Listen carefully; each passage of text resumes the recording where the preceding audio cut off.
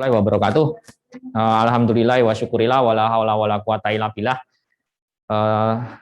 Semua peserta, teman-teman panitia, terima kasih atas partisipasinya dalam acara Unique First Open Lab Series. Jadi memang pandemi ini menyebabkan banyak disruption ya, dan juga halangan, tantangan bagi semua mahasiswa, semua dosen, semua prodi untuk melakukan sesuatu. Ya, itu mungkin kayak Thanos ya, saya sering ngomong seperti itu ya. I am inevitable. Saya tidak terhindarkan ya, tapi bagaimana caranya kita bisa bareng-bareng untuk tetap belajar. Dan satu hal yang jadi tantangan tersendiri bagi mahasiswa adalah memenuhi keterampilan atau skills. Ya, itu yang jadi PR besar bagi prodi. Sehingga kita berusaha membuat acara-acara walaupun dengan live stream, walaupun dengan berbagai macam yaitu cara tadi ya, kemasan, kita ingin tetap memberikan acara yang bernuansa keilmuan tetapi kemasannya tetap santai, fun gitu. Dan di sini selamat datang, terima kasih atas rawuhnya. Ini memang sedikit promosi prodi Magister Ilmu Biomedik, dan selamat datang juga kepada para narasumber ya.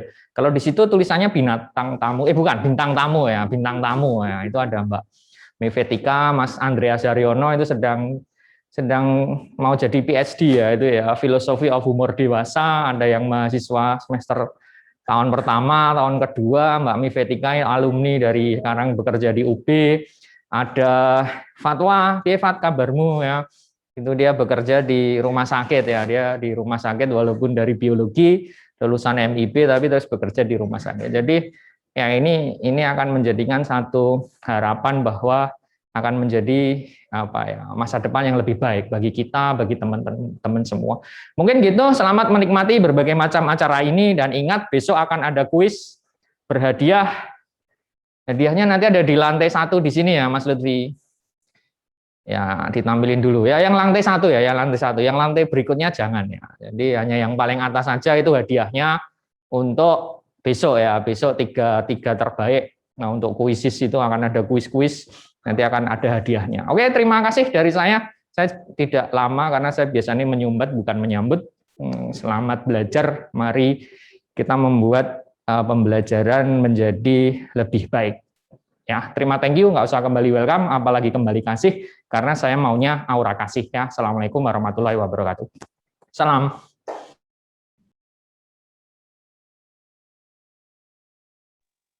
Oke, terima kasih banyak Dokter Arfi untuk kata sambutannya.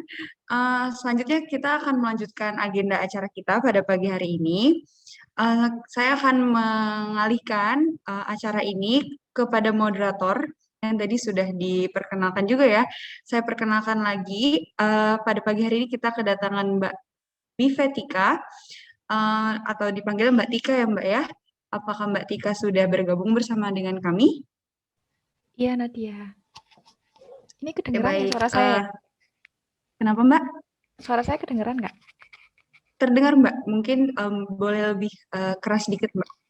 Sebentar, tak Oke. benerin dulu headsetnya. Ya Mbak Tika, apa kabarnya nih Mbak? Ya, alhamdulillah baik. Oke, Mbak Tika ini merupakan alumni dari Magister Ilmu Biomedik juga pada tahun angkatan 2014 ya Mbak ya. Dan tadi juga sudah diperkenalkan saat ini menjadi staf keperawatan di Universitas Brawijaya Malang. Oke, kepada Mbak Tika saya alihkan acaranya Mbak. Ya, oke.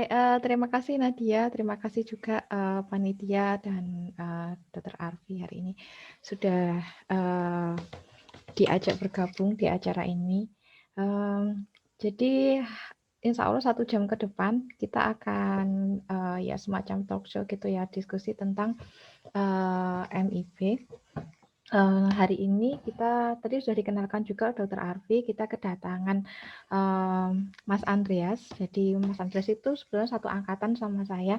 Dia sekarang sedang jadi kandidat PhD di Kobe University. Kemudian kita juga kedatangan Mbak Fatwa, itu dulu di minat anatomi. Dia sekarang sudah lulus dan kerja jadi embriologis di Murola IVF. Kemudian ini angkatan 2018 ya. Kemudian ada Mas Yudi, dulu di sekarang di minat parasit sudah bekerja sebagai dosen di Politeknik Unggulan Kalimantan. Kemudian sekarang semester 4 berarti ya Mas Yudi ya? Ya benar Mbak Tika. Oke, kemudian ada juga Mas Meta, ini angkatan 2020, jadi minat farmako, lulusan dari farmasi UGM, seperti itu. Oke, untuk pertama kita akan mendengarkan, suaranya kurang keras ya katanya. Oke, untuk pertama kita akan, apakah suara udah jelas? Sudah jelas. Sudah ya? Iya. Oke, sekarang untuk sesi pertama kita akan mendengarkan sedikit penjelasan ya dari Mas Andreas. Mungkin Mas Andreas bisa menceritakan tentang bagaimana dulu kuliahnya, kemudian bagaimana sekarang gitu di PhD, apakah PhD-nya itu maksudnya disupport juga dari kuliah di MIB. Kok kita dulu kan masih IKD ya Mas Andreas ya, masih ilmu kedokteran dasar dan biomedis ya. Ya, silahkan Mas Andreas, waktunya kurang lebih 5-10 menit ya. Oke, baik. Terima kasih Mbak Tika.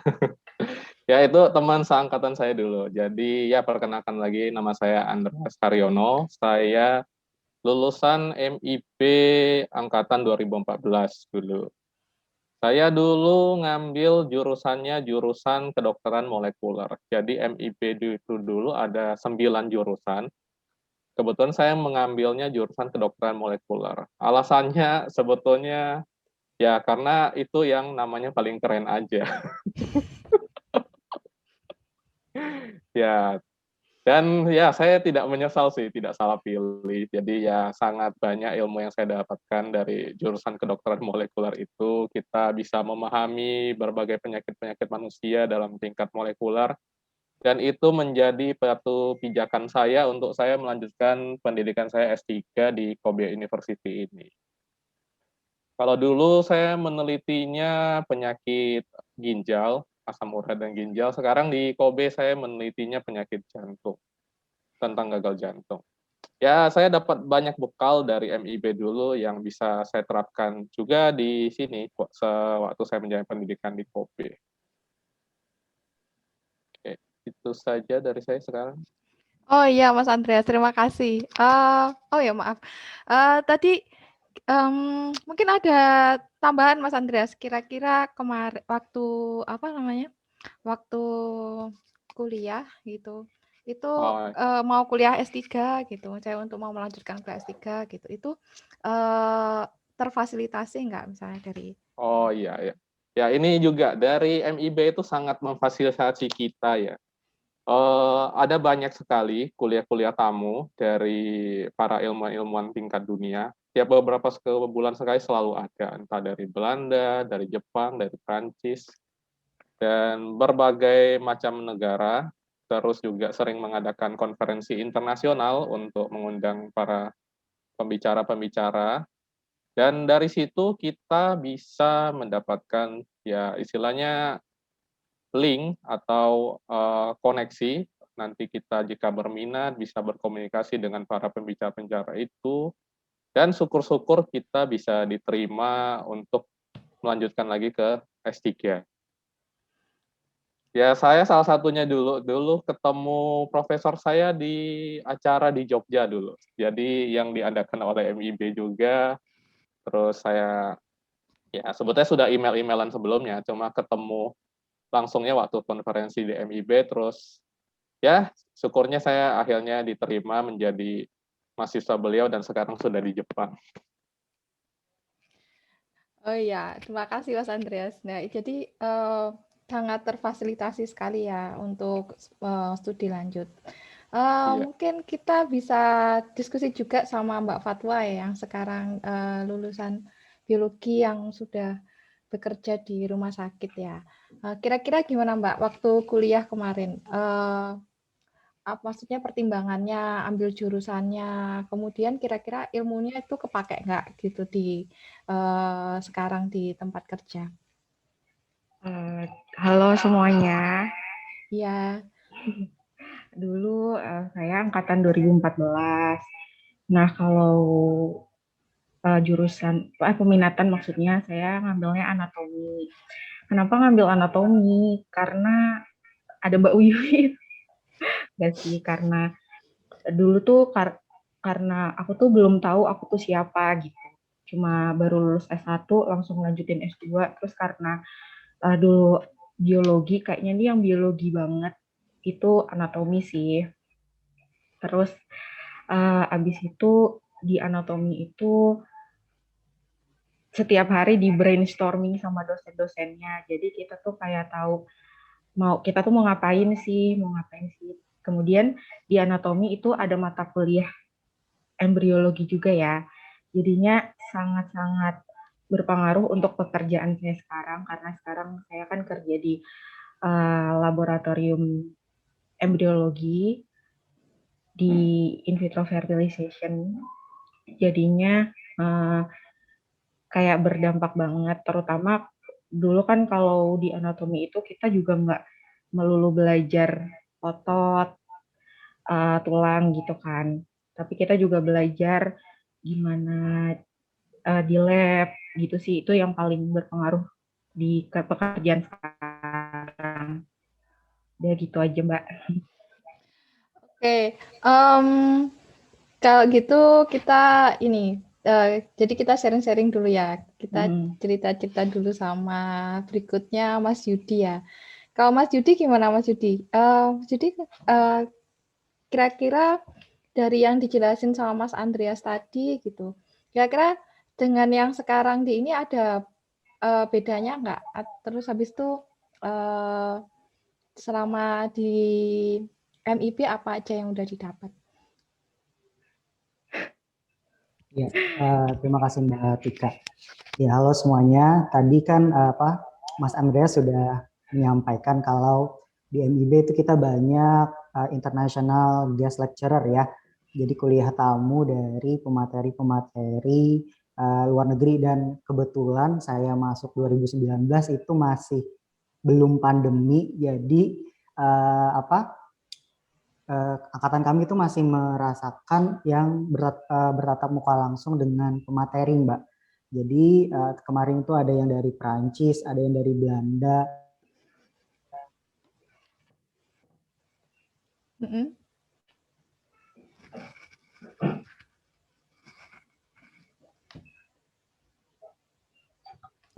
Ya, kayaknya Mas Yudi, ya gimana Mas Yudi? Ya, sinyal ya Mbak? Sinyal iya, ya? kayaknya sinyalnya ini ya. Oke. Saya coba pindah ruangan mungkin ya. Ya mungkin di itu dulu deh Mbak. Sama aja, tapi pas setelah pandemi itu agak berkurang. Nah, lalu dialihkan ke online seperti itu. Gitu. Oke, ya kalau Mas Meta ini kan yang masuk pada saat pandemi ya, Mas Meta ya. Iya Mbak. Gimana cerita-ceritanya? Kira-kira pada saat di pandemi itu? Ya, perkenalkan dulu, saya Meta Malik Pasala. Kebetulan saya itu ya contoh nyata dari dampak kuliah online ya. Jadi ditunjuk jadi ketua angkatan padahal ada banyak yang lebih kompeten gitu. Nah, jadi untuk kuliah online sendiri itu kan saya sebelumnya itu belum pernah, dan masuk tiba-tiba udah pandemi, jadi langsung kuliah online gitu. Jadi awalnya udah kaget gitu, karena benar-benar beda dari sebelumnya. Nah cuman ternyata semakin hari itu kuliah online nggak seaneh itu, jadi semakin hari semakin terbiasa. Dan malah ada beberapa sisi positifnya, misalnya itu ada acara-acara kayak soft skill macam-macam kayak gitu yang diadakan oleh baik prodi atau departemen atau yang lain. Juga lebih fleksibel gitu. Jadi untuk penugasan, untuk perkuliahan, jadi nggak harus ketemu dalam satu tempat yang sama. Itu sih sisi positifnya. Kalau jujur-jujuran sih, kayaknya lebih enak kuliah itu ya, kuliah offline ya. Udah gitu aja sih kalau dari saya. Iya, memang ya kondisi pandemi itu memang bikin kita akhirnya nggak bisa ini sih mungkin nggak bisa banyak berkreasi ya pada saat dibandingkan pada saat apa namanya, pada saat kita offline ya. Dulu kalau seingat saya waktu sama Mas Andreas dulu kita masih sempat ini ya Mas ya, masih sempat kayak studi banding gitu ya, jalan-jalan gitu ya. Ke mana dulu kita Mas ya? Ke Bio Farma kalau nggak salah ya. Jadi Oh saya tuh iya,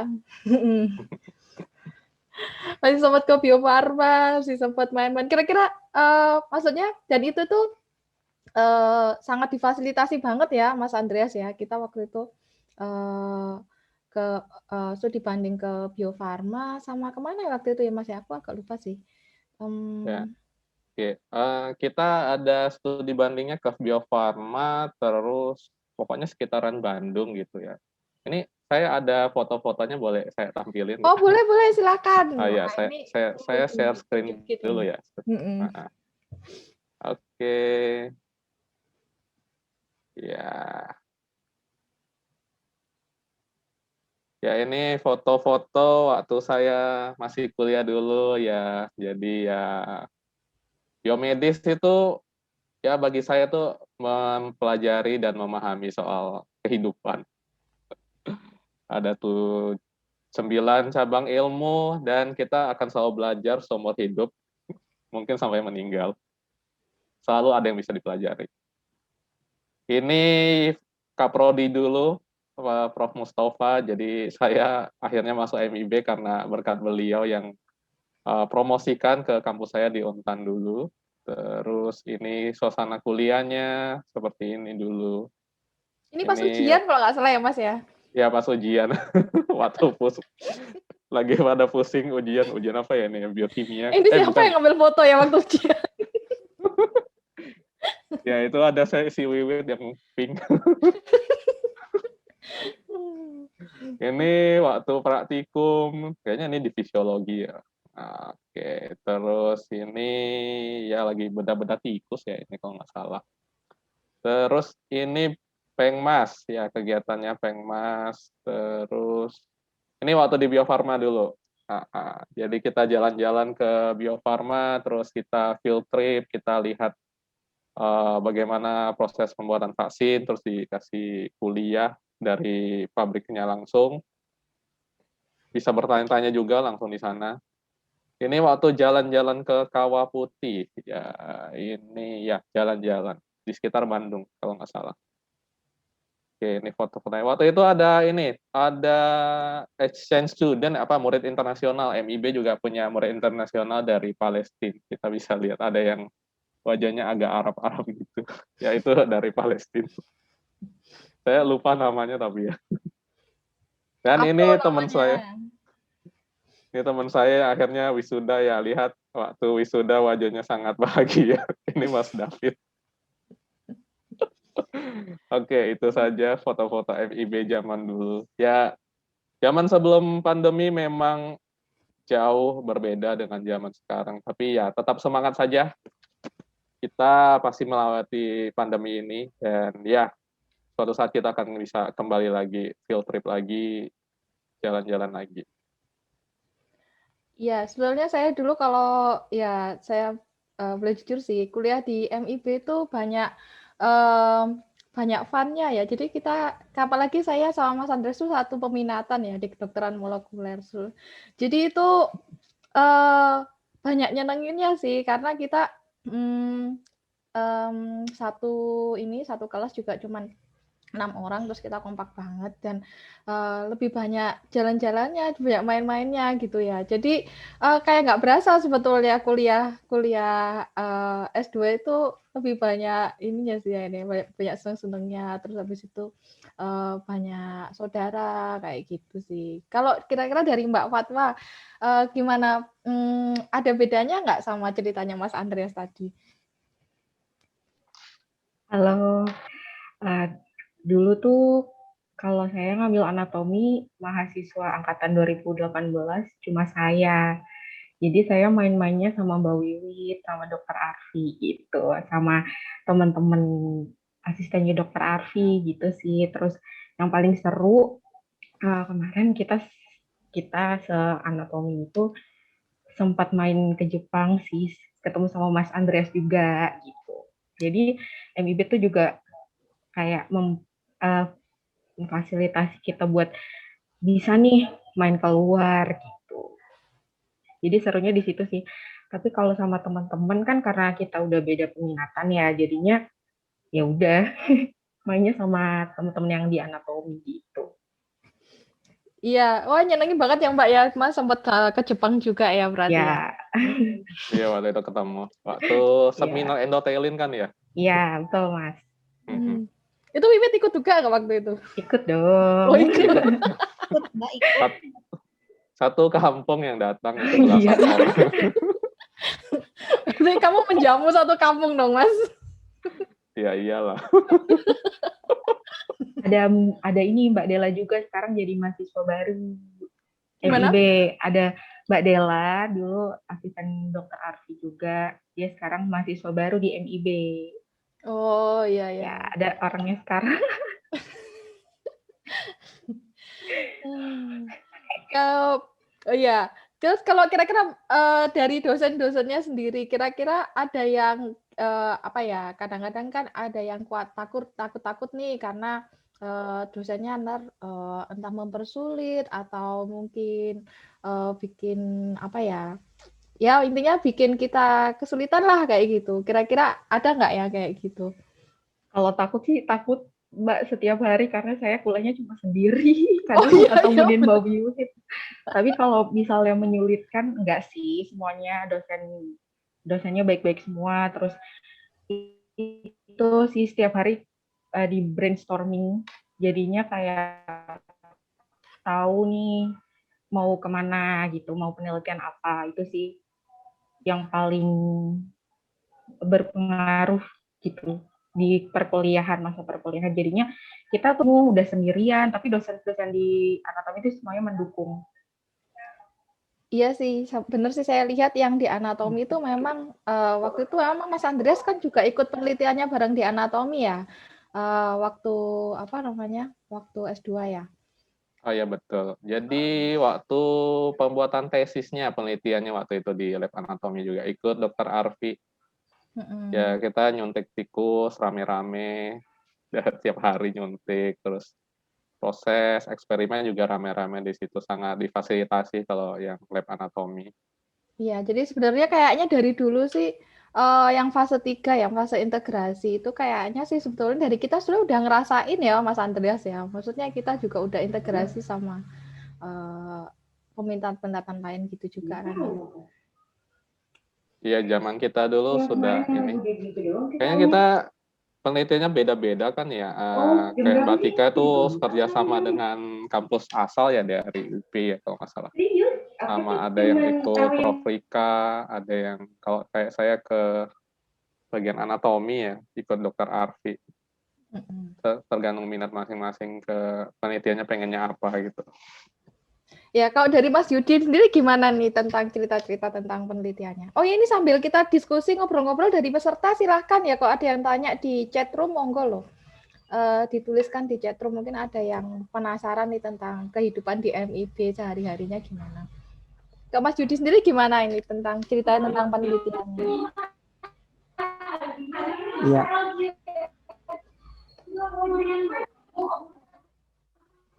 Ya. Ini suara jelas, Kak? Putus-putus, Mas. Halo. Iya, iya. Mbak Gimana, Tika? Mas? Iya. Gimana, Suara Mas? saya jelas? Iya, sudah jelas sekarang. Halo. Iya, Mas. Udah jelas, Mas. Ya, ini Mbak, kalau secara penelitian mungkin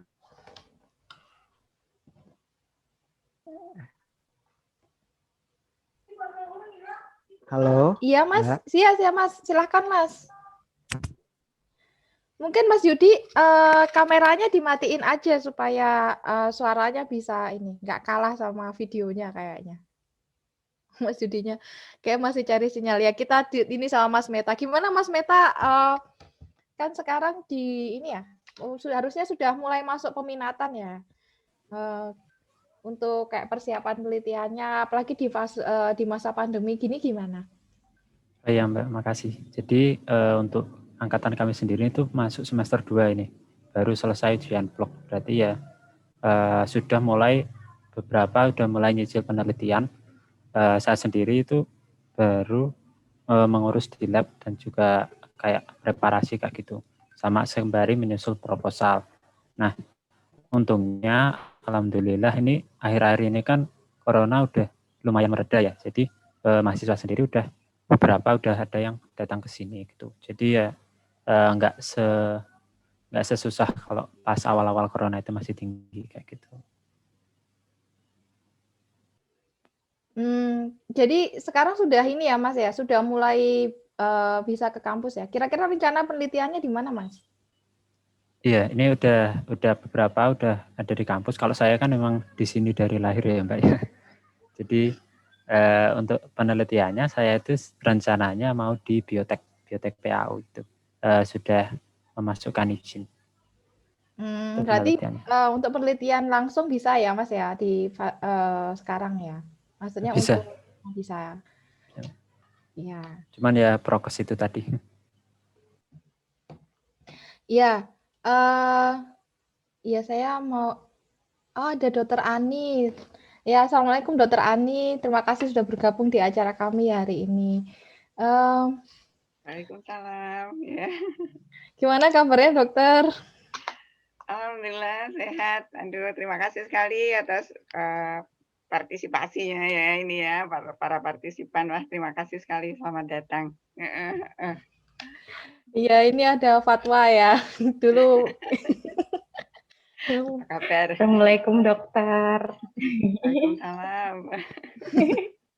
Sehat dokter? Alhamdulillah. Terima kasih ya.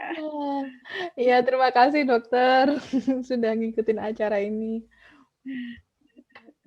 Mungkin dokter Ani ada apa? Ada tambahan gitu tentang gimana di anatomi sekarang gitu dokter. Ya alhamdulillah. Alhamdulillah kalau di anatomi itu modelnya mungkin anak-anak yang S2 itu ikut penelitian kebetulan beberapa grant bisa kita peroleh gitu. Jadi anak-anak bisa ikut di sana. Biasanya karena untuk S2 itu atau S1, S3 ya sama saja. Biasanya itu kesulitannya itu kan pada nanti mau neliti apa ya gitu. Kemudian dananya dari mana, reagennya gimana gitu. Biasanya itu yang paling jadi masalah pada waktu sekolah. Nah ini alhamdulillah selama beberapa tahun ini alhamdulillah anatomi dapat grant ya, tentu saja dari Dr. Arvin, ya, insya Allah beberapa kali menang lah insya Allah. Kemudian saya sendiri atau Dr. Jo, nah anak-anak itu ikut itu gitu. Jadi reagen-reagen udah siap, alat-alatnya udah ada, bisa A sampai Z-nya dikerjakan di anatomi ya.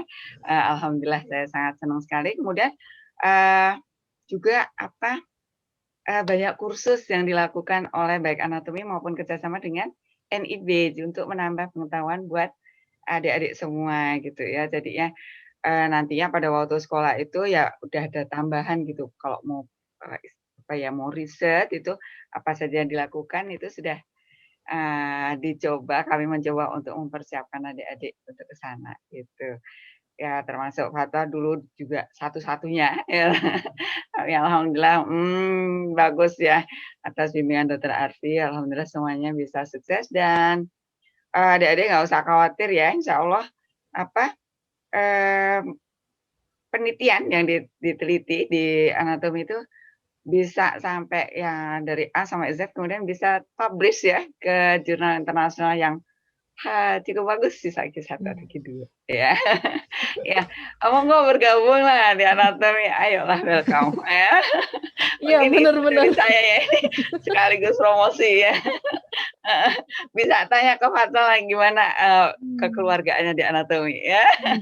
Ya gitu ya. Terima kasih banyak. Selamat ya. Terima kasih Dokter Ani. Iya benar sih. Memang waktu itu saya lihat ya Andreas waktu itu penelitian ini kan ya ikut proyek ya. Jadi ya, betul sekali. Waktu itu saya Pokoknya tahu bersih, yang penting datang, nyuntik tikus, mipet, tahu-tahu wisuda nanti. Nah itu. Kalau yang lain kan pusing mikirin grant, ngatur-ngatur administrasi, surat-surat. Kalau saya cuma ngikut aja. Pokoknya ke dokter Alvin nyuruhnya apa. Ke sana potong slide, oh iya dok. Atau udah Ya, selesai. alhamdulillah. Itu Ya. Andreas sempat saya tanya waktu itu, noh, lah Andreas kamu kok nggak penelitiannya ke sana, lab biomol sana? Jawabnya, enggak, Bu Ani, saya kangen anatomi ya. Gitu ya Andreas ya. Oh iya Bu, sempat nongkrong juga saya habis udah lulus. Iya. Itu kehidupan di anatomi lah. Iya benar Dokter Kekeluargaan Ani. saya. Senang lah. Dulu kita sampai kalau sama Wiwit itu mainnya kita sebutnya ini apa integrasi dokmol anatomi Dokter Ani. Soalnya Andreas sebenarnya ke anatomi terus saya sahabatan sama Wiwit jadi benar-benar ini sih kolaborasi dokmol anatomi. Ya beberapa mahasiswa walaupun minatnya lain gitu ya, misalnya farmako gitu.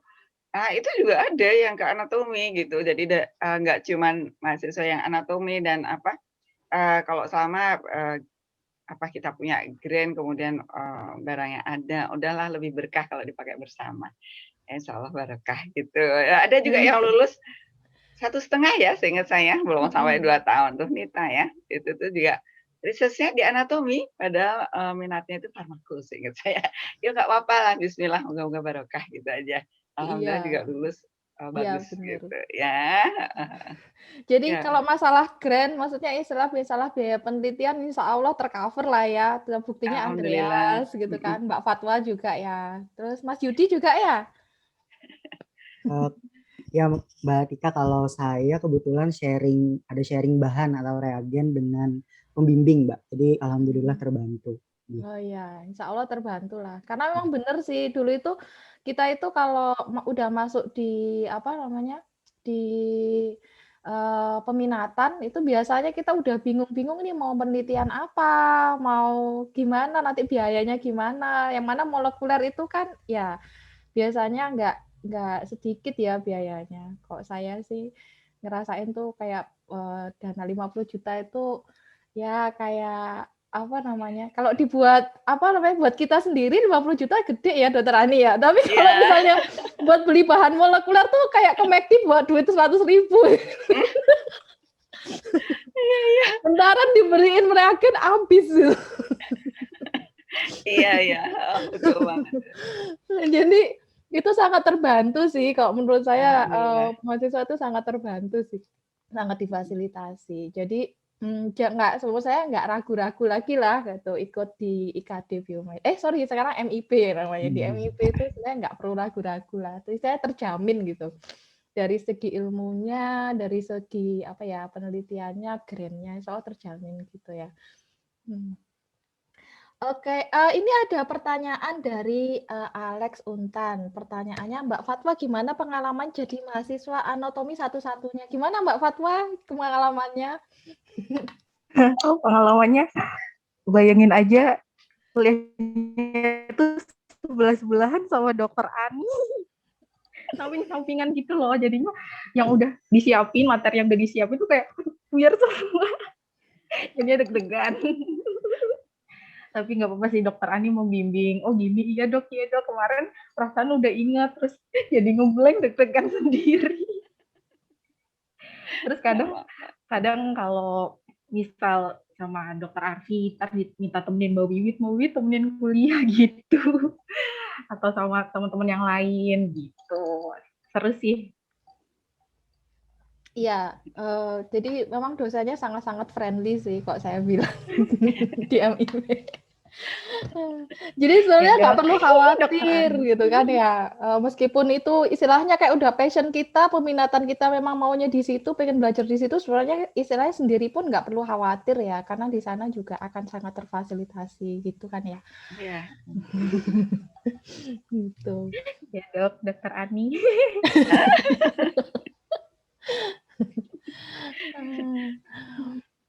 Oke, Kemudian, oh ya tadi,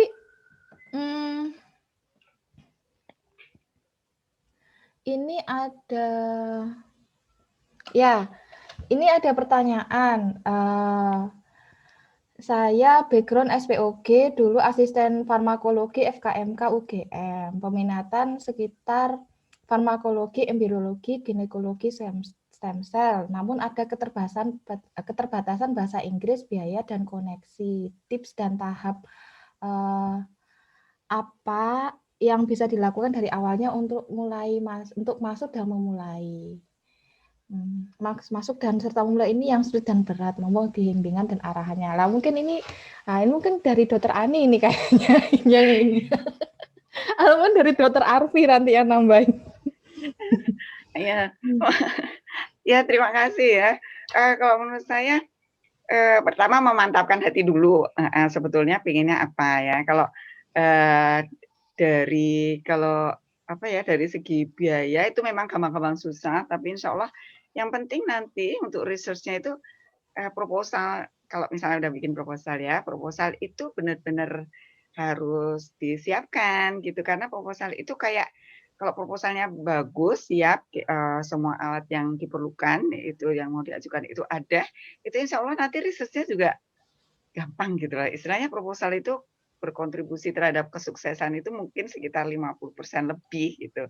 Jadi disiapkan saja, nggak apa-apa. Insya Allah banyak topik yang bisa diambil, apalagi dengan jurusan itu banyak lah.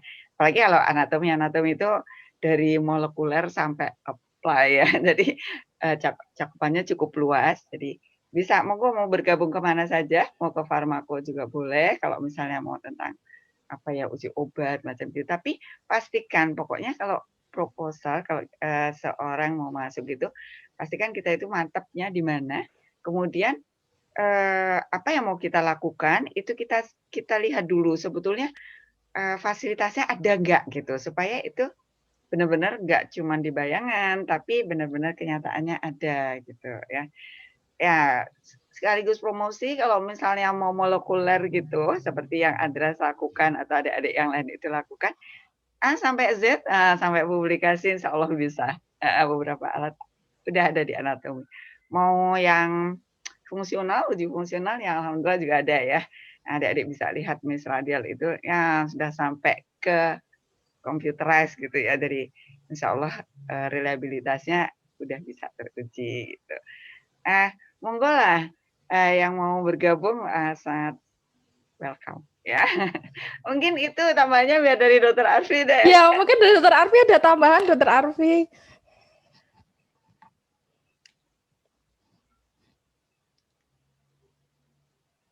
Atau Dokter Arfinya masih kemana gitu? Ya, nggak apa-apa. Sibuk gitu. Kayaknya. Dengar ya? Halo, suaranya terdengar? Ya sudah, Dokter Arfi, silakan Dokter Arfi kalau ada tambahan. Ini ada pertanyaan saya nggak usah nongol ini, ya, nggak usah nongol. Nggak usah nongol. Ini sebenarnya kalau sudah SPOG masuk S3 saja. Iya, langsung ke S3 saja. Karena biasanya kalau spesialis itu setara dengan S2 nggih, Dokter Ani. Jadi monggo langsung ke S3 saja. Biasanya kalau S3 memang yang jadi tantangannya adalah ya syarat-syaratnya lebih tinggi memang, kayak TPA, tes potensi akademik itu kalau S2 itu 450, S3 itu 500, terus TOEFL itu kalau S2 itu 400, S3 itu 450, itu sesuai aturan UGM ya, sesuai aturan UGM seperti itu. Terus tantangan berikutnya adalah proposal penelitian. Tapi kalau teman-teman sudah punya itu kan ya tidak harus sempurna. Jadi sempurna itu hanya milik Gusti Allah dan Andra and the Backbone kan, sempurna itu kan. Jadi semua itu mesti berproses gitu. Semua itu mesti berproses. Silahkan dibikin aja draft singkat atau draft kasar proposal itu kan. Mungkin Andra juga dulu bikin, tapi kan tidak, ya nanti akhirnya juga akan diperbaiki dan disempurnai dengan diskusi dengan para pakar atau promotor. Jadi kalau sudah spesialis obskin ya, obat kimian, bukan, itu silahkan langsung S3 saja menurut saya. Jadi akan lebih bagus. Dan ini farmakologi, embriologi, ginekologi, stem cell itu sangat bagus. Sekarang banyak juga PhD baru di Opsgyn ya. Dr. Yucha itu dia tentang cancer stem cells, terutama di ovarium, atau ya dia banyak di ini. Terus yang teman-teman dari Opsgyn itu banyak yang penelitian tentang cancer dan sebagainya. Jadi kesempatan sangat besar. Ya, tapi memang ke S3 saja kalau sudah SPOG. Makaten Dr. Retnaning Tias nggih. Ya, Dr. Retnaning Tias insya Allah sudah terjawab ya. Ini malah dibuka kesempatan ini untuk ke S3 saja daripada daripada di S2 ya. Nggih, nanggung sekali itu. Nanti di S2 malah jadi supervisor. Dananya masih sudah ada kalau SPOG ya. Iya benar-benar. Jadi mending ke S3 aja, jadi langsung naik ini ya. Maksudnya nggak ngulang S2 lagi lah ya. Betul ya. Iya benar. Kira-kira ada pertanyaan lagi nggak ini dari peserta? Tadi coba kita lihat. Wah, ini Nita itu juga muncul itu yang dia minat farmako ya, dari farmako. Minat farmako penelitiannya di anatomi ya. Yeah. Tapi dari dosen-dosen yang lain itu juga banyak grant kok. Biokim itu mesti banyak tuh, farmako genetik, terus polimorfisme mutasi ya, tampak depresi itu mesti agak banyak sekali itu kalau dari biokim itu mesti grant-grantnya ke situ. Histo itu juga fokus ke sensen, itu juga stereologi dan imunologinya sangat bagus di histologi, di peminatan histologi, dan banyak grant juga di sana. Fisiologi itu tentang kedokteran olahraga, kardio, respirasi. Terus Dokter Andrianita itu tentang gastrointestinal ya, keripik pisang itu ya, tentang keripik pisang itu juga dia dapat Nutrifood Research Center grant juga ya. 1 kali sih, saya mah 2 kali. Enggak ding, astagfirullahaladzim, enggak sama Ken Siwi ya. Enggak. Astagfirullahaladzim, enggak boleh seperti itu. Tahun ini luar biasa, luar biasa. Enggak, sorry ya. Ini biar rame saja, nyuwun ngapunten, ini biar rame saja kok teman-teman. Ya. Farmako itu banyak lagi, farmako itu Dokter Jarir itu di vaksin itu sangat luar biasa, diakui internasional. Prof Mus itu sekarang Direktorat Penelitian, Dokter Dwi Aris itu di Ketua Laboratorium Riset, terus penelitiannya juga banyak. Dokter Eti, Prof Mei itu herbal medicine, terus parasito itu apalagi, parasito itu beberapa dapat LPDP itu mulai dari dulu almarhum Prof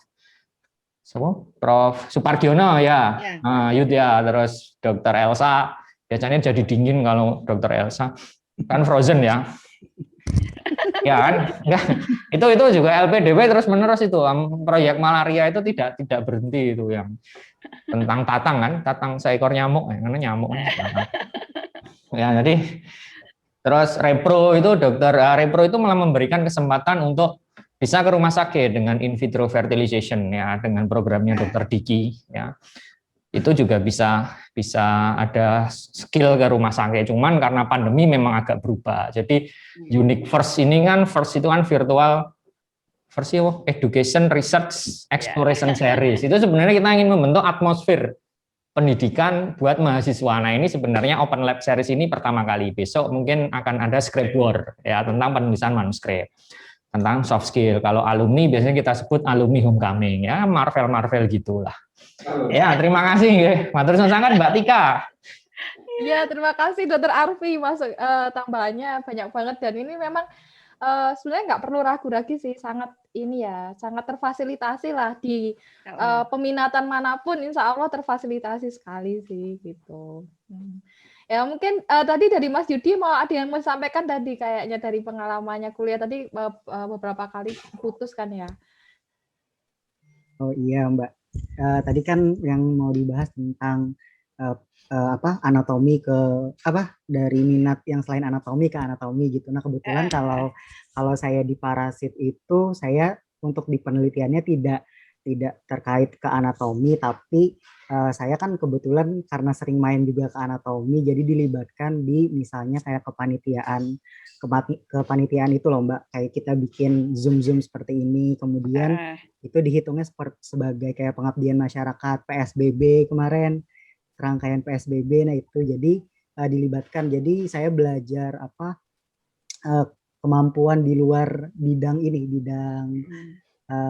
bidang kesehatan, tapi kan ini kita yang sebenarnya perlu ya. Jadi saya lihat nih misalnya di anatomi kemarin saya kayak menghubungkan bagaimana hubungin kamera ke komputer terus kita tayangin di Zoom. Kemudian saya bisa terapkan tuh di sini Mbak, di kampus saya di Banjarmasin sini. Ya, syukurlah, Ya. alhamdulillah. Iya Dok, iya Dok. Iya, iya. Kebetulan Dok di anatomi alatnya lengkap Dok. Terima kasih. Alhamdulillah. Ya, ini mungkin ada pertanyaan lagi ya. Bagaimana dari siapa namanya ini ya? Enggak ada. Muhammad Dwi siapa ya? Jadi pertanyaan bagaimana kita menyesuaikan diri kita terhadap peminatan nantinya? Apa hanya dengan dasar keinginan mahasiswa atau ada aspek lain dalam pemilihannya? Kalau dulu kita milih sendiri ya Mas Andreas ya. Kalau sekarang kayaknya kalau dulu memang kita semua mahasiswa bisa milih sendiri. Jadi kita ikut kuliahnya dulu, dosen-dosennya gimana. Nanti kita pilih yang sesuai kata hati kita. Ya, terus kalau sudah milih sebetulnya ada juga yang pindah sih ya kalau saya nggak salah dulu ada yang pindah Iya jurusan. benar-benar ada yang pindah. Iya. Jadi seiring perjalanan waktu mungkin merasa ini bukan jalan hidup saya, bisa kok pindah. Jadi ya tidak usah terlalu dipikir terlalu dalam, ikut saja dulu. Nanti kalau misalnya rasanya tidak pas ya bisa coba yang lain gitu, tidak masalah kok. Iya benar-benar. Gimana kira-kira dari Mbak Fatwa, Mas Meta atau Mas Yudi kira-kira gimana waktu memilih peminatan? Apa langsung klik sama satu peminatan apa pindah juga gitu? Iya, kalau saya Mbak Tika kebetulan karena saya di Banjarmasin ini juga diamanahi untuk membantu mengajar di bidang parasitologi. Jadi waktu daftar di MIB itu sudah mantap untuk pilih parasitologi dari awal gitu. Jadi memperdalam apa yang sebelumnya. Oh ya, saya juga minatnya, saya juga lulusannya biologi sama kayak Mbak Fatwa. Jadi kan kalau kami di biologi pembahasannya lebih ke umum ya, parasitologi umum. Nah di MIB ini mengerucut ke parasitologi medik, Mbak Tika. Oh iya. Terus ini ada pertanyaan di luar topik anatomi. Untuk lulusan gizi kebanyakan memilih minat apa nggih based on alumni di tahun yang lalu, karena bila masuk anatomi jurusan gizi tidak mendapatkan anatomi yang detail saat S1 berlangsung. Kemudian bila berminat di lingkup imunologi kira-kira bisa diarahkan di minat apa nggih bila berminat di MIB UGM gitu. Kalau dulu teman saya gizi itu di biokimia kalau nggak salah ngambil peminatannya. Tapi mungkin Dr. Ani ada pengalaman lain dari gizi di mana? Iya.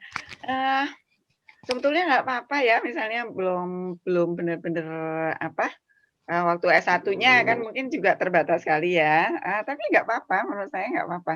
Nanti pasti ada kuliah-kuliah yang mendahuluinya gitu. Kemudian juga beberapa dulu itu juga pernah dari agak-agak di luar dari anatomi gitu, tapi juga kita berikan, artinya mulai dari dasar dulu, kita kenalin dulu seperti apa toh, kemudian nanti setelah itu baru masuk benar-benar materinya anatomi gitu. Nggak masalah menurut saya. Waktu bekalnya S1 itu dengan S2 kan memang beda ya, tapi nggak apa-apa. Nah, insya Allah bisa lancar. Mungkin Dr. Arfi deh bisa nambahin. Halo. Ya, Dr. Arfi ini kalau gizi kemana ini Dr. Arfi? Sebenarnya gizi banyak yang tadi biokimia itu banyak karena memang terkait pangan dan penelitiannya itu. Terus kalau ini mau khusus ke imunologi, histologi dari departemen histologi itu ya memang belajarnya memang imunologi ya. Tentang imunologi itu jadi satu fokus riset dari teman-teman di histologi sehingga cocok itu kalau nanti ke histologi. Terus tadi ada lagi yang tentang peminatan ya. Sebenarnya kita itu sangat satu prinsip yang ada di prodi adalah kita sangat menghormati kepentingan mahasiswa ya atau kehendak mahasiswa. Jadi satu minat satu mahasiswa aja sangat tetap kita lakukan gitu. Kan ada beberapa prodi yang nek muridnya hanya satu tidak dibuka. Ya, minat-minat itu bisa tidak dibuka pada tahun-tahun tertentu. Kalau tidak ada muridnya, memang tidak dibuka.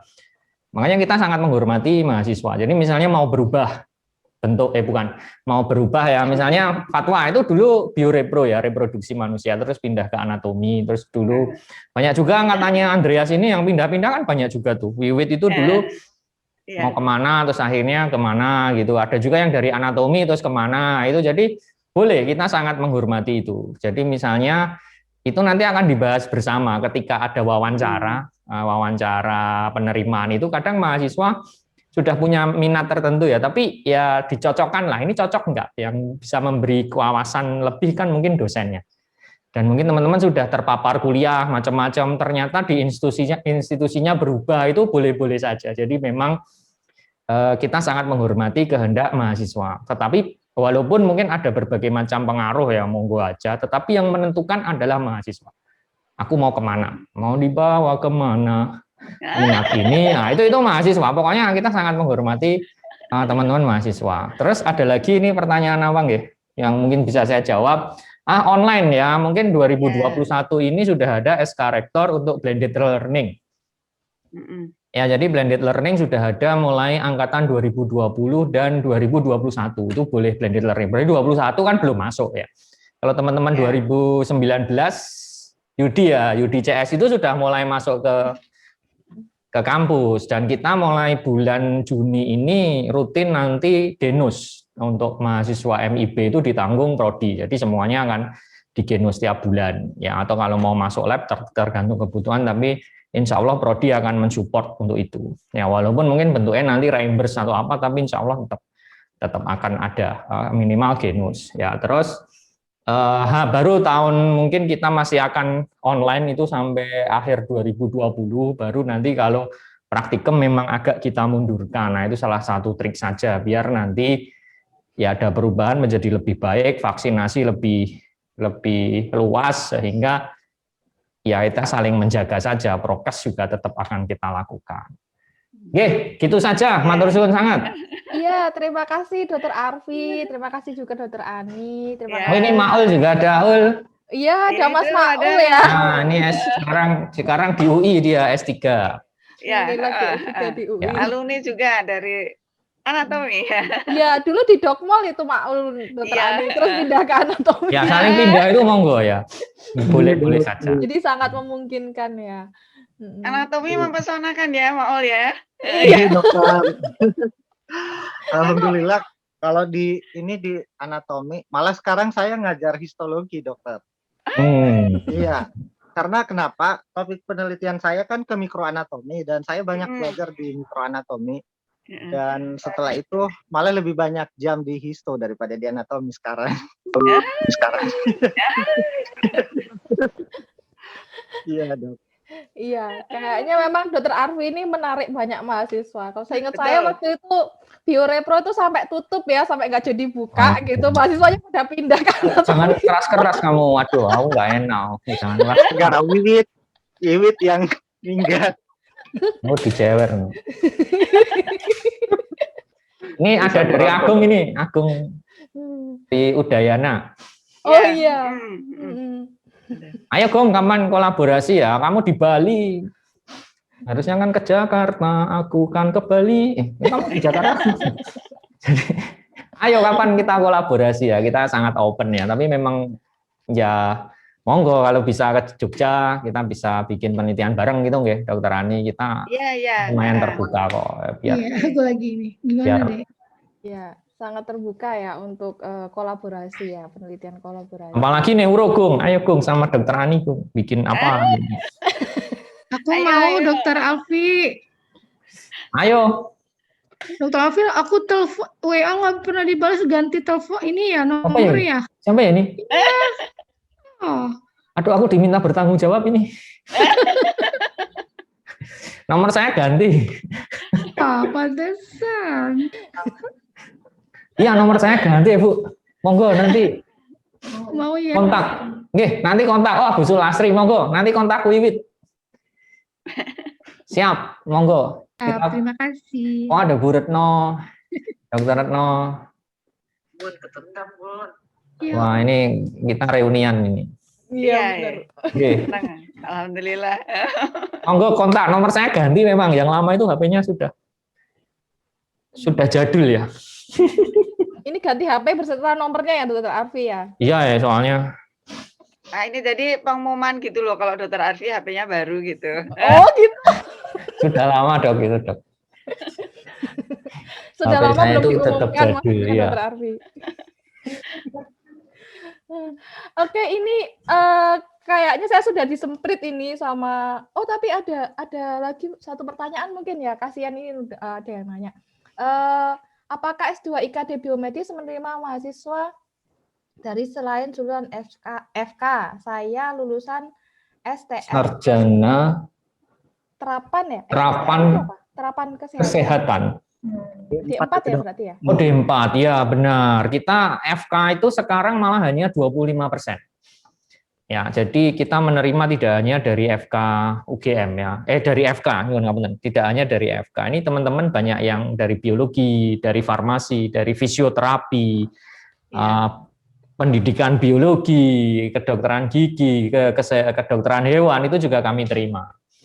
Ya, dan untuk D4 ini memang akan kita garap ya. Kemarin banyak sekali teman-teman D4 sarjana terapan yang menanyakan memang. Nah, ini memang belum karena kita membutuhkan matrikulasi untuk D4 terus terang. Nanti harus masuk dulu ke matrikulasi. Kita sebenarnya petanya sudah ada, cuman kita harus menyiapkan naskah akademik, perizinan dan sebagainya. Sebenarnya kita mau garap 2020 itu, tapi ya memang pandemi itu memundurkan banyak hal ya. Semoga 2021 akhir atau 2022 awal itu sudah mulai ada. Jadi nanti harus matrikulasi dulu 3 sampai 4 bulan diterima, baru nanti masuk ke program reguler. Nah, ini yang kita rencanakan Mbak Tika untuk D4 atau program sarjana terapan. Oh iya, berarti kira-kira tahun 2022 ya, Dokter? Semoga akhir 2021 semester genap atau awal 2022. Kira-kira itu nanti infonya bisa dapat dari mana, Dokter Arfi? Itu akan kami infokan ya di um.ugm.ac.id. Oh ya, mungkin Ya, bisa dicatat. atau di website di websitenya apa namanya MIB ya, IKD masih IKD itu websitenya. Ya, jadi mungkin bisa dicatat, nanti bisa dicari. Semoga cepat ini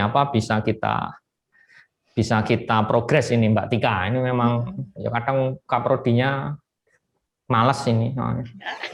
Enggak kok, Dokter Arfi super rajin ya. Enggak mau itu. Mau jadi lagunya Roma Irama kan. Dan Mi Vetika.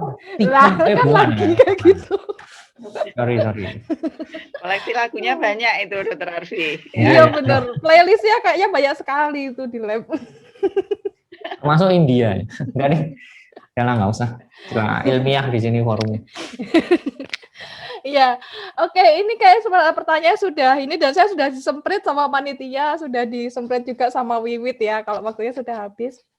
Terima kasih banyak Mbak Fatwa, semoga sukses di tempat kerjanya. Mas Andreas, semoga sukses juga untuk PhD-nya.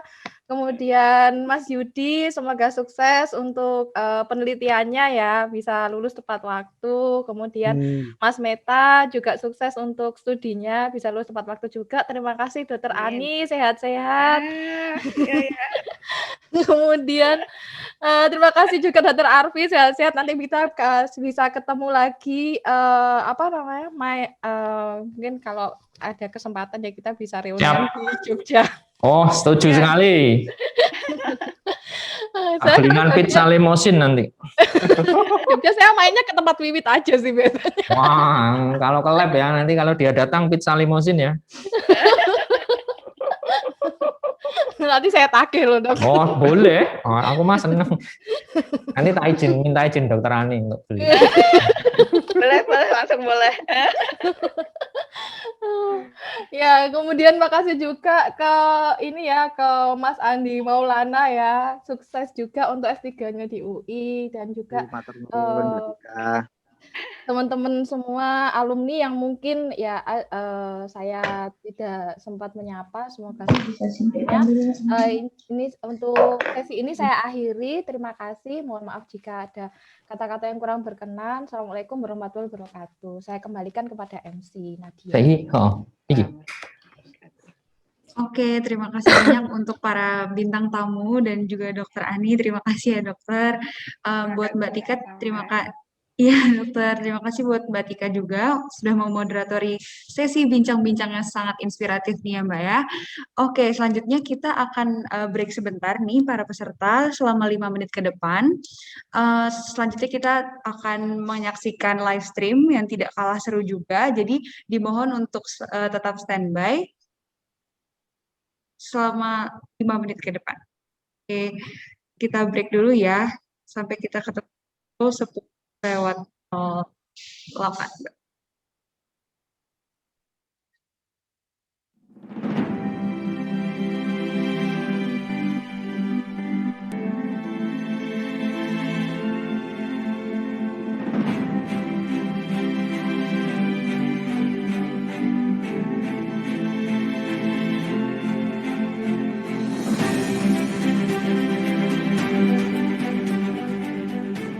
Selamat datang di Magister Ilmu Biomedik atau MIB.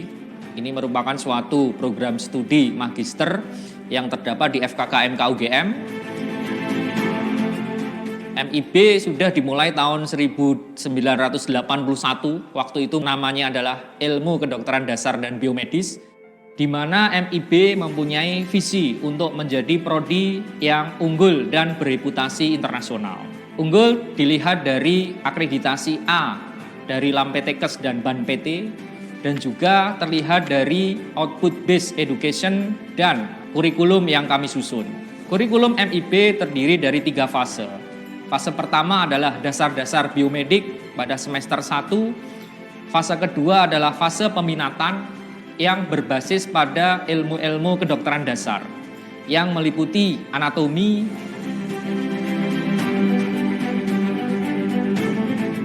biokimia, farmakologi, fisiologi,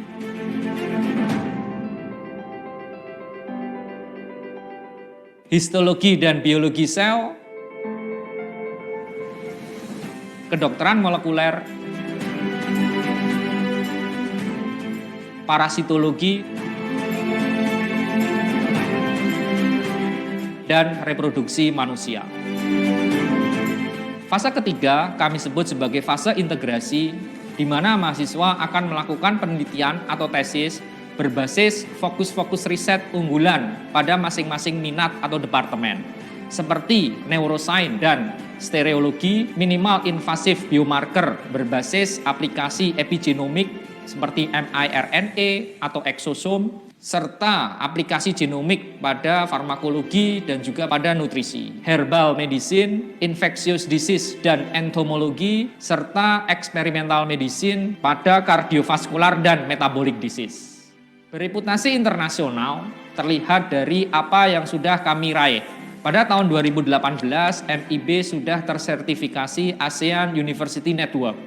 Hal ini kami lanjutkan dengan beberapa program double degree dengan berbagai universitas terkemuka di dunia, yang dimulai dengan program Emerging Parasitic dan Infectious Disease pada tahun 2016 dan akan berlanjut pada tahun 2021. Berbagai joint supervision dan juga continuing medical education kami lakukan dengan beberapa universitas luar negeri yang akan mendukung proses pembelajaran di MIB.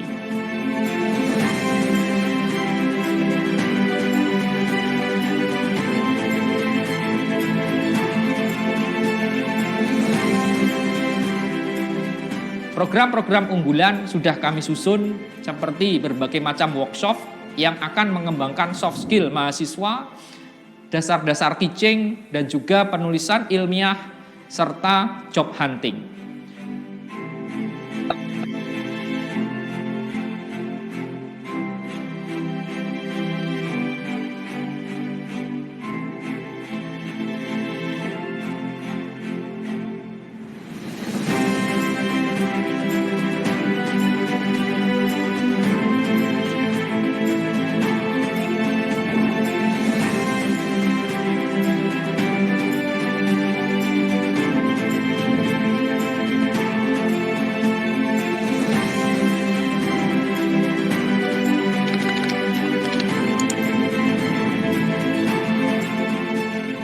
Selamat bergabung di MIB dan marilah kita selalu menjadi insan yang miraculously inovatif, brilliant.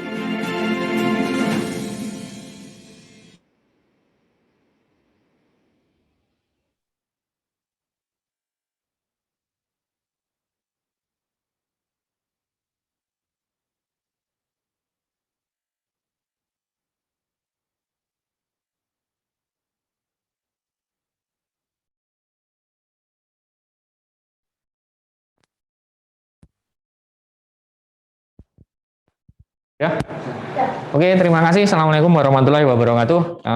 Kita akan masuk ke live stream. Jadi kita akan mencoba untuk membuat model kidney fibrosis, fibrosis ginjal. Itu salah satu model yang biasa kami gunakan untuk penelitian. Jadi kadang kalau boleh itu membawa sejarah panjang bagi laboratorium kami ya, karena saya nyoba pertama kali di anatomi itu untuk penelitian itu adalah model fibrosis ginjal. Jadi kita akan coba besok, kita akan coba sekarang, besok akan kita sacrifice. Nah, jadi pada 2 kesempatan hari kali ini, sekarang setelah ini akan ada demo live stream untuk membuat modelnya.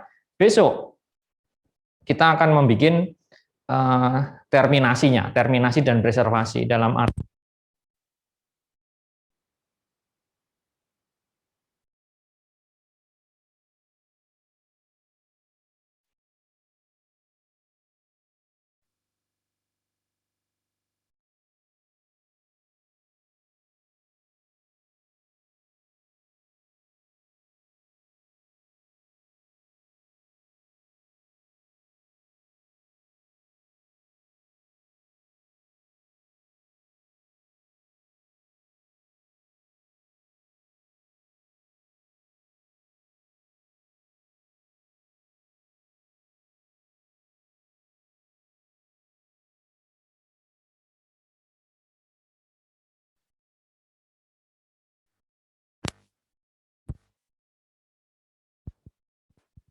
itu kalau di mana ya, bisa ya cek kalau perlu cash di ekonomi ya itu ya. Kalau di anatomi ya tes kalau perlu pendit. Oke, jadi ini kita akan membuat model kidney fibrosis ginjal setelah ini. Tapi saya akan memberikan ya ini pengantar saja tentang model hewan coba.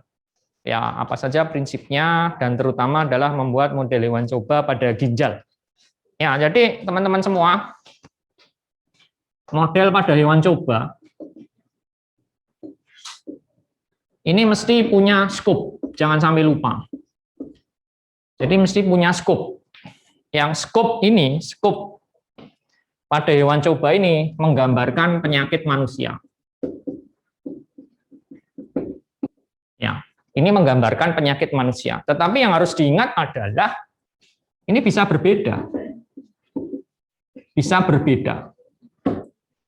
Dan di model hewan coba, scope-nya kemungkinan lebih spesifik.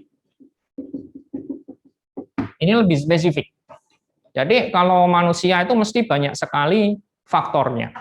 Banyak sekali faktor risikonya. Nah, pada hewan coba itu kita akan lebih spesifik. Misalnya kita bikin model fibrosis ginjal. Ya, terutama adalah pada fibrosis ginjal. Ya, biasanya yang akan kita lakukan nanti namanya adalah unilateral ureteral obstruction. Jadi di sini unilateral, maka hanya satu sisi saja. Kalau ini mencet, diposisikan tengkurap ya. Diposisikan tengkurap. Nah, posisi tengkurap seperti ini. Ini adalah vertebra. Ini adalah ginjalnya misalnya. Ini ureternya. Nah, kita akan meligasi obstruction. Ini biasa kita sebut sebagai ureteral ligation. Berarti kita akan meligasi di 2 tempat ini. Dan hanya satu, unilateral. Sehingga ginjal yang satu ini masih baik-baik saja katakanlah. Jadi di model kidney fibrosis ini, kreatinin itu mungkin masih normal dan tidak akan tinggi sekali. Ya, kreatinin masih normal. Ya, sehingga untuk memperlihatkan patomekanismenya, perjalanan penyakitnya, maka yang kita perlukan adalah secara patologi, adanya fibrosis. Nah, kreatinin mungkin tidak terlalu menggambarkan keparahan penyakit. Nah, itu yang harus kita cermati, agak berbeda. Ya, ini tergantung skopnya. Yang kedua adalah hewan coba. Ini kita harus menyatakan bahwa model kita berhasil. Seperti siapa? Dora ya. Dora itu kan kalau sudah sampai mana berhasil gitu ya. Berhasil. Itu juga sama. Kita harus memastikan model kita berhasil. Nah, memastikan model berhasil itu tergantung teknik. Swear, itu tergantung teknik lab yang ada. Ya, tergantung teknik lab yang ada. Misalnya ini fibrosis ginjal. Berarti harus ada fibrosisnya. Ya, harus ada fibrosisnya. Misalnya teman-teman bikin model CKD. Apa buktinya kalau CKD-nya berhasil? Kreatinin meningkat. Ya, besok di hari kedua kita akan banyak berdiskusi tentang konsep dan teknis penelitian. Jadi kadang kita punya konsep penelitian tapi agak susah mendeskripsikan secara teknis. Atau kalau teman-teman sedang S2, sedang S3, itu mesti ada yang namanya definisi operasional, ya kan? Bagaimana mendefinisi operasional suatu konsep penelitian. Nah, itu kadang kita ya sangat tergantung kita mastering teknik apa. Ya, apakah transkriptomik, apakah proteomik, apakah secara histopatologi. Nah, ini di definisi operasional. Nah, dan melihat berhasil ini kalau saya prinsipnya simple is better. Ya, simple is better. Nah, misalnya gini, teman-teman bikin model DM. Diabetes ya, tahu kan kepanjangannya diabetes? Diam-diam bebas protes. Ya, ini mungkin yang sudah pernah dengar sudah bosan ya. Yang belum pernah dengar ya, semoga tertawa. Ya, karena saya berusaha melucu. Semoga Anda berusaha tertawa. Oh, alhamdulillah kalau ada yang tertawa. Terima kasih sudah sangat menghormati saya dan merepotkan Anda. Ya, jadi kita bikin model diabetes. Ya, oke, kita lihat skopnya di sini ya. Oke, tak nganu aja. Agak ke sini ketoro nggak ya? Ketoro ya. Agak geser dikit bisa. Jadi di dalam penyakit ginjal itu ada istilah regardless to causes, CKD lead to fibrosis. Ya, regardless to causes, CKD lead to fibrosis. Ya, sehingga kalau di sini ada inisiasi, ada CKD, ada fibrosis. Ini adalah range di human. Ya, di range di human. Dan di human itu biasanya 80% gagal ginjal kronis itu gangguannya di glomerulus. 20% gangguannya di tubulo interstisial. Ya, ini beberapa fakta terkait CKD ya, yang saya tahu saja. Kalau saya nggak tahu, ya nggak apa-apa. Kalau rasinau, ya. Berarti mama kan nggak apa-apa. Nggak lucu ya, ya. Terus, tapi kalau ada gangguan fungsi, nah ini menariknya ini. Kalau ada gangguan fungsi, ini lebih berkorelasi dengan gangguan tubulo interstisial. Ya. Gangguan tubulo interstisial berarti ya cedera tubulus atau fibrosis, inflamasi itu cedera tubulo interstisial. Tapi kalau glomerulus biasanya ya ada glomerulosklerosis atau gangguan filtrasi dengan proteinuria itu di sini. Ya. Sehingga kenapa kok kreatinin itu tidak sensitif? Dia spesifik ke ginjal tidak sensitif, ya kan? Artinya dia tidak bisa mendeteksi gangguan glomerulus. Ya. Karena dia lebih berhubungan dengan gangguan tubulo interstisial kalau sudah terjadi gangguan fungsional. Ya, inisiasinya apa saja? Diabetes misalnya. Diam-diam bebas protes. Dia akan menimbulkan CKD dalam bentuk diabetik nefropati. Terus akan menimbulkan kidney fibrosis. Ya, hipertensi. Ya kan? Sama. Oh, nah, iskemik reperfusi. Misalnya ada pasien serangan jantung, dia akan terjadi gangguan aliran darah ke organ. Ya, kita juga ngembangin model-model iskemik reperfusi, global iskemik di brain ya, itu Mbak Eri dulu. Kita juga ada alat untuk memeriksa gangguan memorinya, itu sekarang pakai aplikasi ya, bukan aplikasi, software ya, kita bikin softwarenya, Radial Maze, terus sama Morris Water Maze itu sekarang sudah bisa ada videonya yang langsung diketahui ini jaraknya berapa. Biasanya kan susah untuk melihat itu. Mungkin Agung tahu tuh dari Bali. Ya, sorry Gung, sekarang kita sudah ada softwarenya Gung, jadi lebih enak Gung. Ya, terus ini iskemik, ini juga bisa ke sini. Ya, ini atau gagal ginjal akut atau nefrotoksik, gagal ginjal akut terus ke sini. Nah, jadi ada inisiasi yang banyak model, CKD dan kidney fibrosis. Ini perjalanan penyakit manusia seperti ini. Tapi kalau pada model hewan coba, itu ada pilihannya.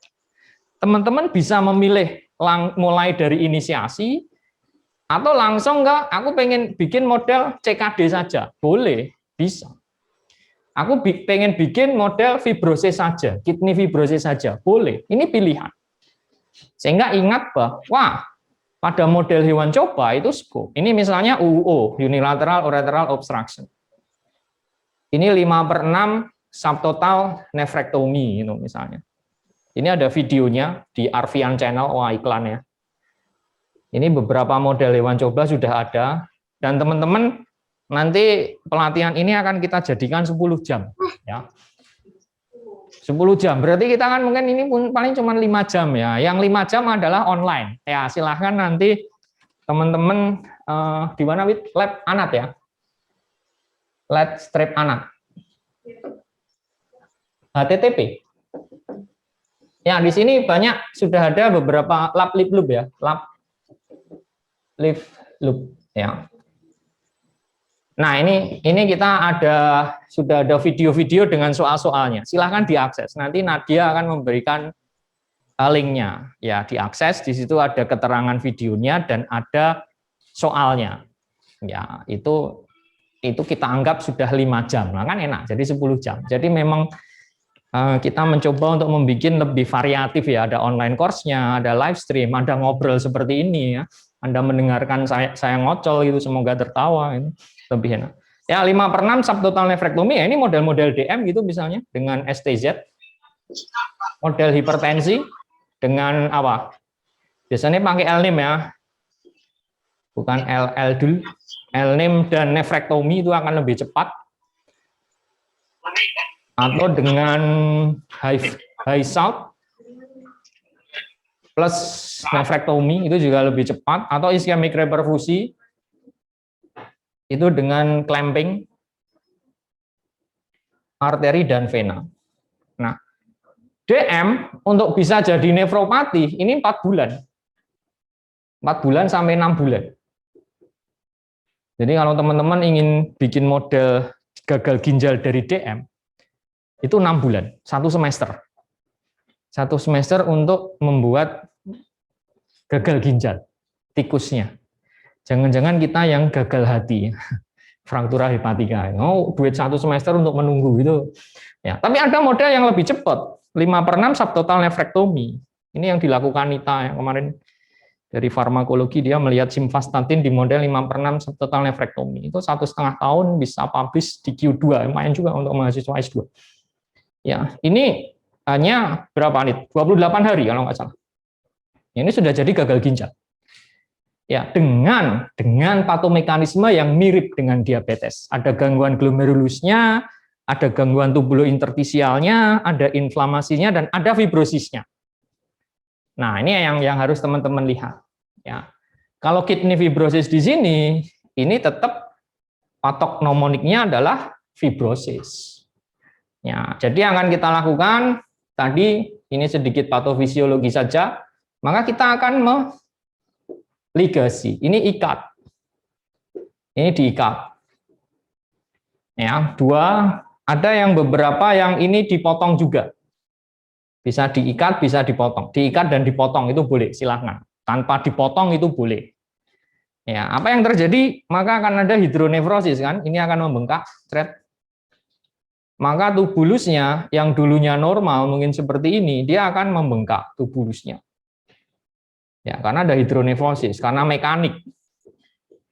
Nah, stres mekanik pada tubulus ini menimbulkan cedera tubulus. Cedera tubulus akan menimbulkan inflamasi. Inflamasi akan menimbulkan fibrosis.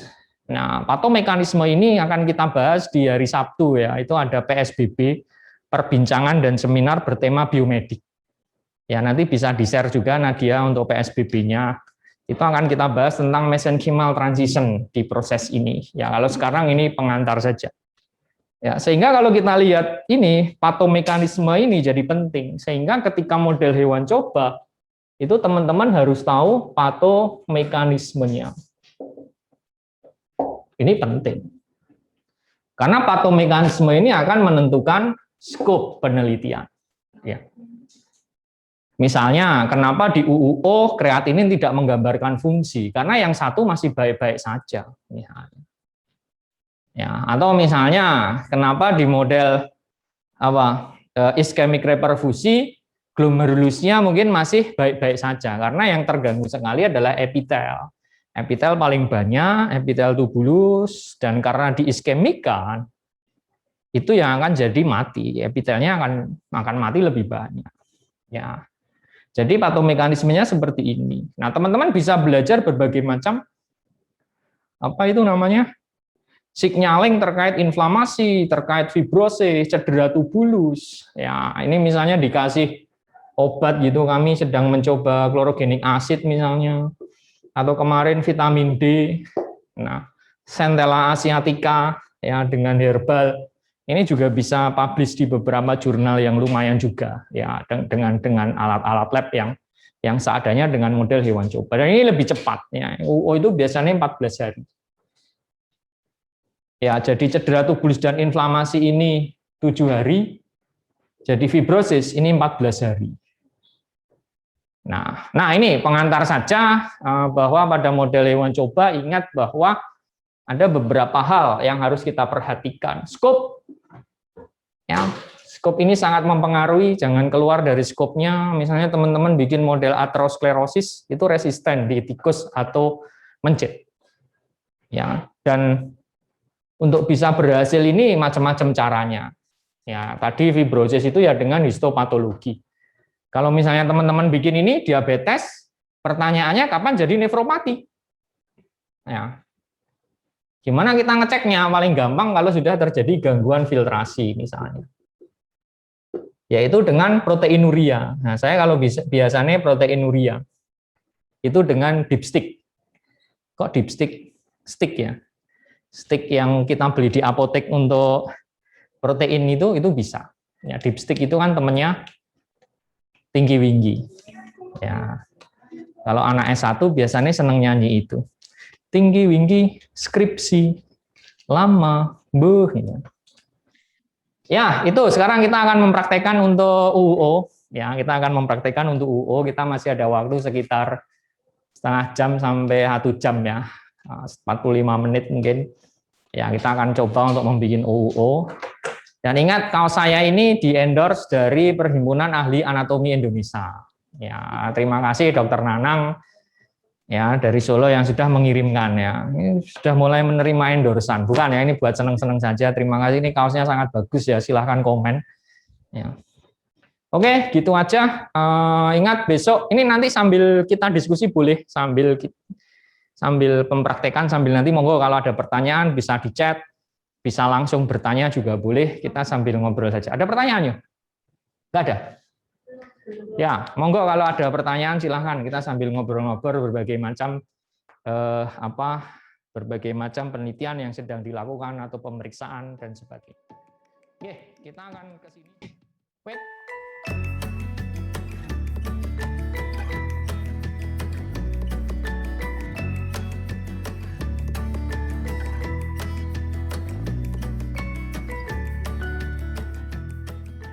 Oke, terima kasih. Sukses buat teman-teman semua. Silahkan makan bagi yang lapar, tapi jangan lupa cuci tangan, karena itu yang menjaga kita dari kesehatan. Tetap jaga jarak, tapi jangan sampai jaga hati, karena hati yang membuat kita lebih lebih bisa untuk bersilaturahmi. Itulah.